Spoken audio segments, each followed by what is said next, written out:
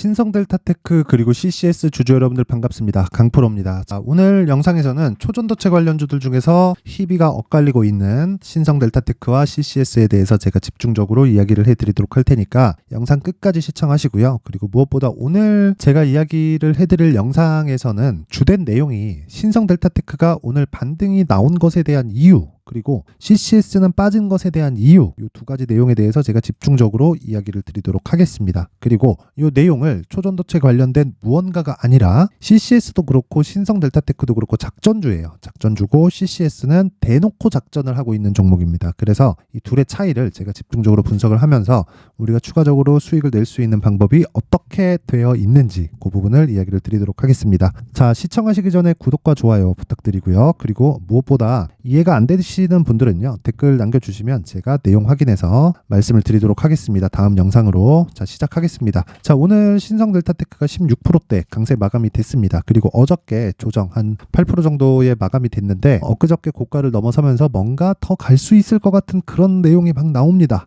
그쵸? 막 나와요. 그리고 차트적으로도 22평을 돌파하는 상황이 나오다 보니까 되게 좀 긍정적인 내용으로 우리가 바라보고 있는 것 같은데, 일단 주식시장에서 가장 중요한 건 가격이고요.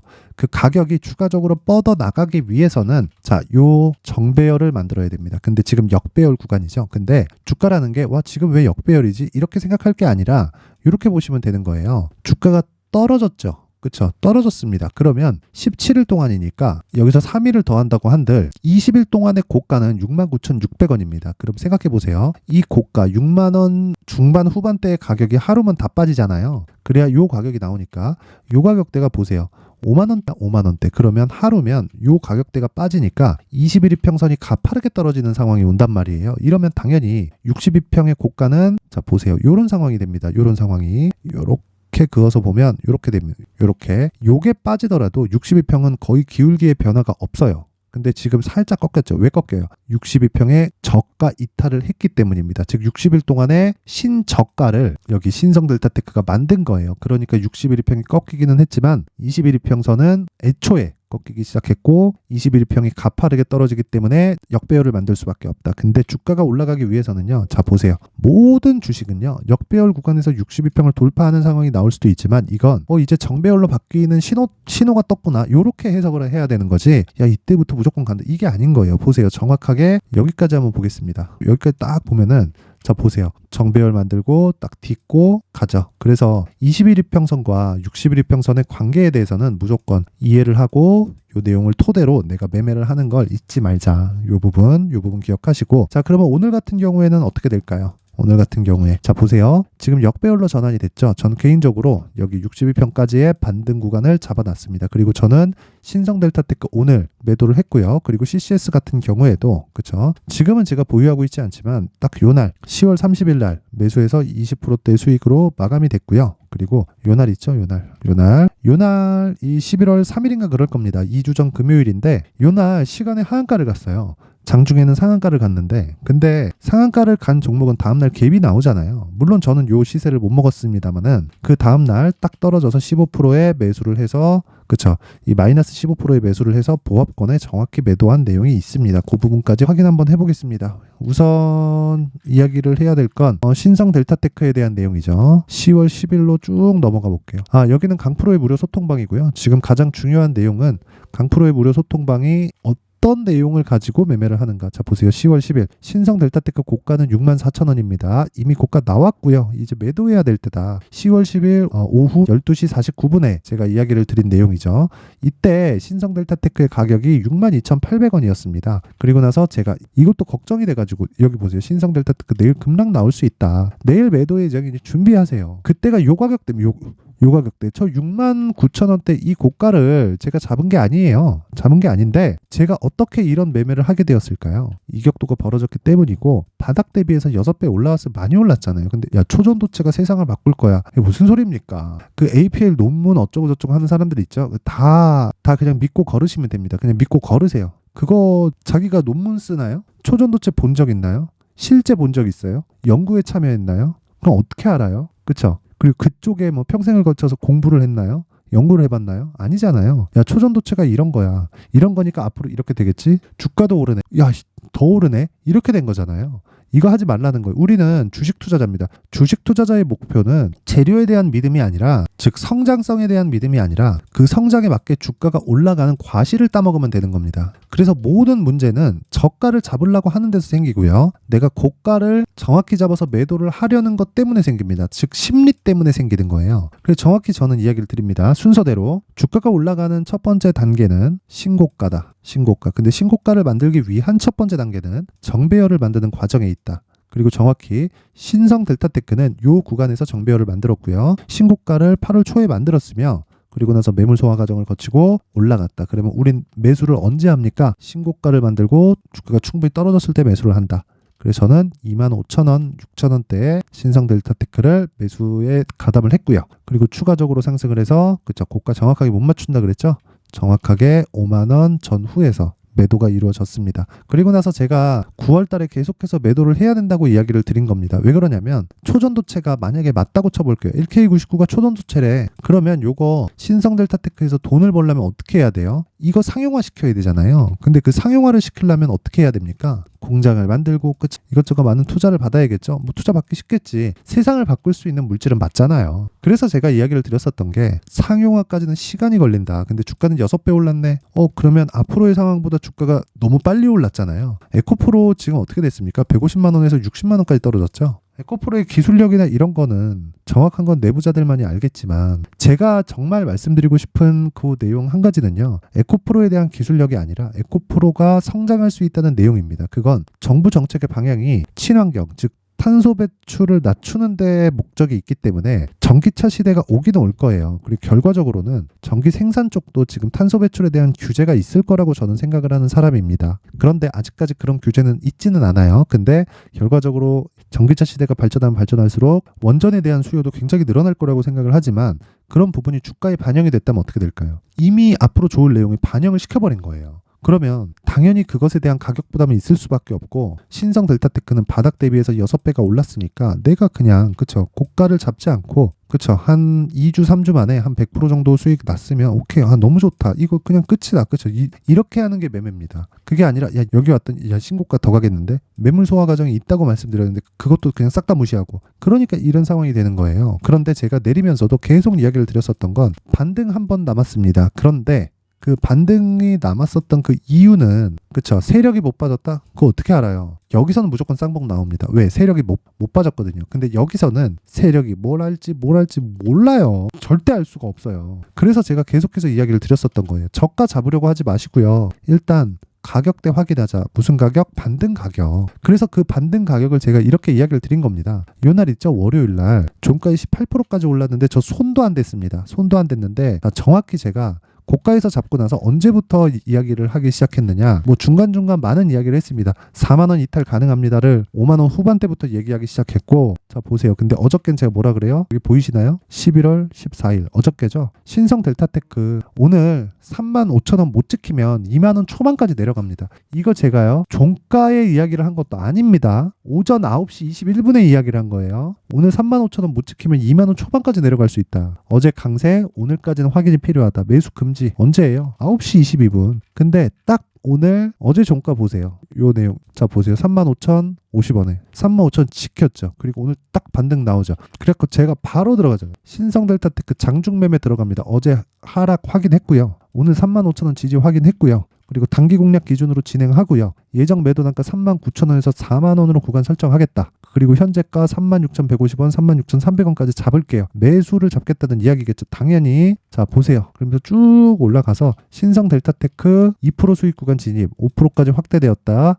매도 가격 4만원 고정, 변경 시 다시 코멘트 하겠다. 그러면서 다시 이야기를 합니다. 제가 몇 시에요? 이거 10시 24분. 장중 매매 신성 델타테크 4% 수익권 4만원 고정, 매도가 취소. 확인하고 매도 나가겠습니다. 자 보세요. 그 다음에 딱 14분 뒤에 신성 델타테크 VI 들어갔다. 축하드리고요. 그쵸? VI 들어갔다. 충분한 거래가 들어왔다는 겁니다. 근데 다시 말씀드리지만 이게 중요한 게 아니다. 확인하고 매매를 하라는 내용을 보여드리기 위해서 이렇게 얘기를 드리는 거예요. 이거 잊지 마시고, 저는 계속해서 내린다고 했었던 사람이지만 바닥이 확인되는 즉시 투입한다. 자 그러면 누가 현명한 겁니까? 여기서도 초전도체, 여기서도 초전도체, 50%가 빠져도 초전도체. 근데 저는 딱 가격만 보고 올라가죠. 올라갔을 때 어떻게 해요? 바로 매수합니다. 바로.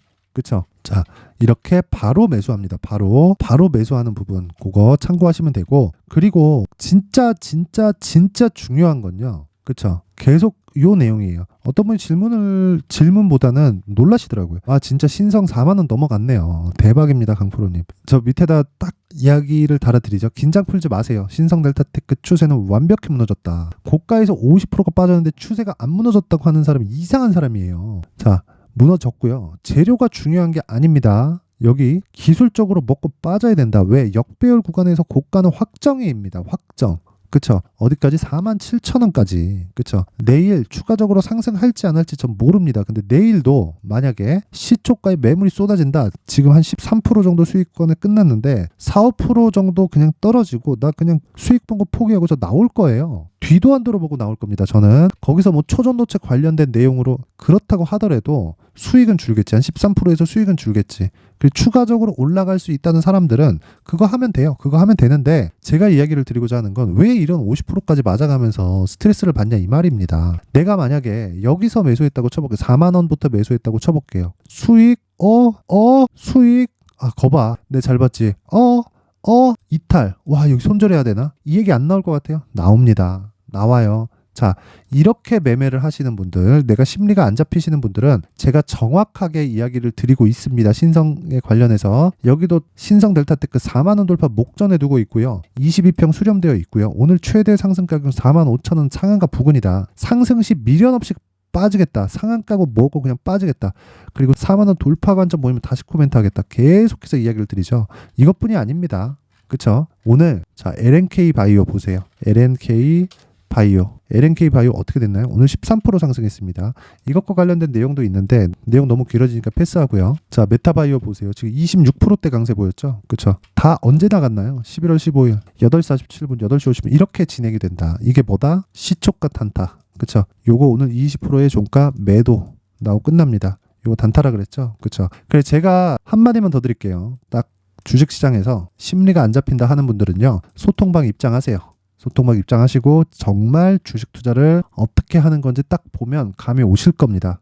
그렇죠? 그래서 멘탈이 안 잡히시는 분들은 자, 영상 상단에 있는 전화번호로 참여라고 문자를 보내주시는 분들에 한해서만 제가 강프로의 무료 소통방 입장 링크를 공유해 드리도록 할 테니까 딱 오늘까지만 제가 공유를 하도록 하겠습니다. 가장 중요한 내용은 내가 언제 어떻게 매매를 하는지에 대한 부분을 파악하는 거다. 그게 신고가가 첫 번째고, 그리고 신고가 이후에는 추가 시세가 발생하지만 그때는 시세의 속도가 굉장히 빠르다. 그런 부분은 내가 2주 안에 수익을 볼 수 있는 가격대를 잡으려면 신고가에 대한 이해가 필요하고, 그런 부분을 소통방에서 제가 계속해서 언급을 하고 있습니다. 그래서 그런 부분을 알고 싶다 하시는 분들, 그리고 하루에 뭐 10% 20% 단타를 한번 해보고 싶다 하시는 분들은 다 무료입니다. 참여라고 상단에 번호 확인해서 문자 보내시고요. 그리고 무엇보다 제가 이렇게 가격을 잡을 수 있는 원동력이 되었었던 신성 델타테크와 CCS의 가격과 단기 보유 전략, 그리고 저는 CCS가 조정 구간에서 한 번의 기회가 있다. 그리고 9월 말 10월 초에 나왔었던 신성 델타테크의 반등 이상의 움직임을 CCS가 보여줄 수 있다고 생각을 하고요. 가격 추적을 계속하고 있습니다. 오늘 전 CCS 매수 안 했고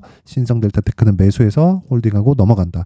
이 내용이 포함되면 내용 너무 길어지니까 가격과 단기 보유 전략 딱 가져가셔서 똑같이 매매하시면 됩니다. 상단에 있는 번호로 숫자 3이라고 문자 보내주시는 분들에 한해서만 제가 신성 델타테크 그리고 CCS의 가격과 단기 보유 전략을 공유해 드리도록 하겠습니다. 자, 신성 델타테크로 스트레스를 받으셨던 분들 만족하시지는 못하겠지만 그래도 오늘 16%나 강세가 나왔으니까 축하드리고요.